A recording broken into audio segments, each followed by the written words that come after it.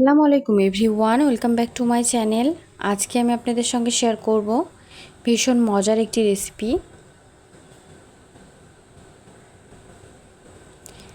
ঝিঙ্গে দিয়ে ডিমের রেসিপি। আর এভাবে যদি ঝিঙ্গে দিয়ে ডিম ভাজি করেন তাহলে কিন্তু খেতে খুবই মজার হয়। এটা কিন্তু রুটি পরোটার সঙ্গে কিংবা গরম ভাতের সঙ্গে সকালে খেতে সবাই খুবই পছন্দ করবে। আর এখনও যারা আমার চ্যানেলটি সাবস্ক্রাইব করেনি তাদের জন্য সাবস্ক্রাইব করা অনুরোধ রইল। এই ঝিঙ্গাগুলোকে আমি কেটে নিয়েছি, কেটে এভাবে খুব ভালোভাবে একটা স্ট্রেনারে ধুয়ে নিয়েছি। তারপরে একটা প্যানে দিয়ে দিয়েছি সামান্য পরিমাণ তেল, আর দিয়ে দিয়েছি পেঁয়াজ কুচি এবং রসুন আমি কুচি করে নিয়েছি। খুব ভালোভাবে নাড়াচাড়া করে কিছুক্ষণ ভেজে নিচ্ছি। কালারটা চেঞ্জ হওয়ার পরে দিয়ে দিচ্ছি সামান্য পরিমাণ জিরা, আস্ত জিরা।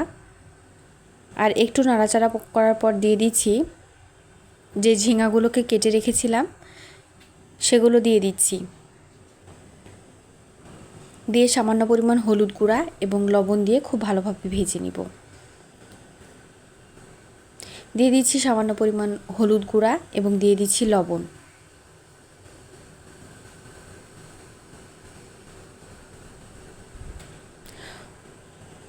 আমি কিন্তু পানি দিব না, একদম স্ট্রেনারে রেখেছিলাম যাতে পানিগুলো সম্পূর্ণ ঝরে যায়, কারণ ঝিঙ্গা থেকে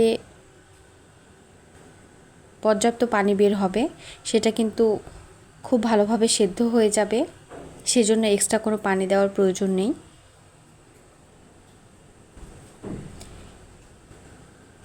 এই পর্যায়ে আমি কিছুক্ষণ রান্না করে নিয়েছি। তারপরে দিয়ে দিচ্ছি কাঁচামরিচ। কাঁচামরিচগুলোকে মাঝখানে আমি ভেঙে দিয়েছি। যারা ঝাল খেতে পছন্দ করেন তারা চাইলে একটু বেশি করে ঝাল দিতে পারেন। এই পর্যায়ে কিছুক্ষণ এভাবে ভেজে নিচ্ছি। একদম কিছুক্ষণ ভেজে নেওয়ার পর অনেকটাই কিন্তু পানি বের হয়ে আসছে এবং সেদ্ধ হয়ে গেছে। সম্পূর্ণ সেদ্ধ হওয়া পর্যন্ত অপেক্ষা করব। এই পর্যায়ে কিন্তু সম্পূর্ণ সেদ্ধ হয়ে গেছে। দিয়ে দিচ্ছি সামান্য পরিমাণ তেল। এই পর্যায়ে একটু পরপর নাড়াচাড়া করে দিচ্ছি যাতে নিচে লেগে না যায়। অনেকটাই কিন্তু শুকিয়ে আসছে পানি।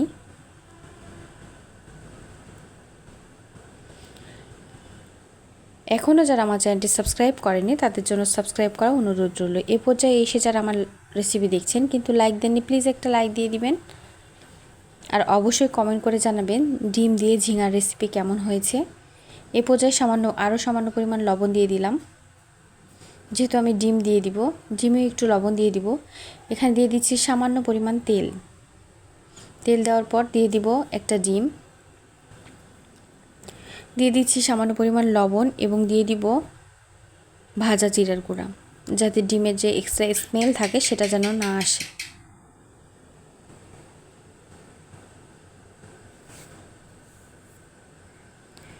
এই পর্যায়ে আমি ডিমটাকে সেদ্ধ হওয়ার জন্য কিংবা একটু রান্না হওয়া পর্যন্ত অপেক্ষা করব। চাইলে ঢাকনাও দিয়ে দিতে পারেন। আমি একটু সময় ঢাকনা দিয়ে দিলাম, তাহলে কিন্তু ডিমটা খুব ভালোভাবে সেদ্ধ হয়ে যায়। এ পর্যায়ে ডিমটাকে একটু ভালোভাবে নাড়াচাড়া করে দিচ্ছি। একদম সম্পূর্ণ সেদ্ধ হয়ে গেলে ডিমটাকে ঝিঙে এই পর্যায়ে ডিমটাকে একটু নাড়াচাড়া করে দিচ্ছি, একটু ভেঙে দিচ্ছি যাতে ঝিঙার সঙ্গে খুব ভালোভাবে মিক্স করা যায়। সেজন্য খুব ভালোভাবে একটু ছোটো ছোটো পিচ করে নিচ্ছি আর খুব ভালোভাবে ভেঙে দিচ্ছি ডিমটাকে।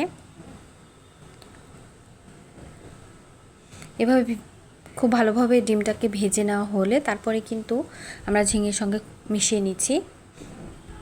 কিছু সময় ভেজে নিব, তাহলে কিন্তু হয়ে যাবে ডিম দিয়ে ঝিঙার রেসিপি। আর এভাবে আসলে সবসময় ঝিঙা অন্যরকমভাবে রান্না করলে টেস্টটা আলাদা আসে। আর এইভাবে ডিম দিয়ে রান্না করলে কিন্তু খুবই মজার হয়। বড় থেকে বাচ্চারা সবাই খেতে খুবই পছন্দ করবে।